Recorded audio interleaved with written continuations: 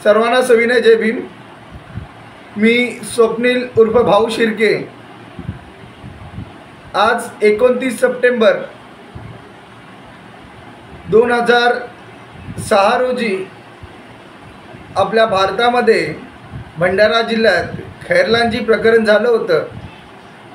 या खैरलांजी प्रकरणामध्ये आपल्या दलित बांधवांना एका परिवारावरती एवढा मोठा अत्याचार केला, जणू माणुसकीला काळीमा फासणारा असा अत्याचार आपल्या बांधवांवरती झाला होता।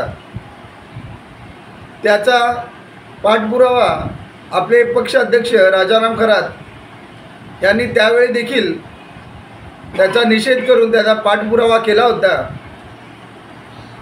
त्याचीच 2006 रोजी जी घटना झाली होती आणि माझ्या बांधवांवरती जो संकट आलं होतं, ज्याच्यामध्ये त्यांचं परिवार उद्ध्वस्त झाला, अशा माझ्या बांधवांना Republican party of India RK पक्षाच्या वतीने भावपूर्ण श्रद्धांजली वाहतो।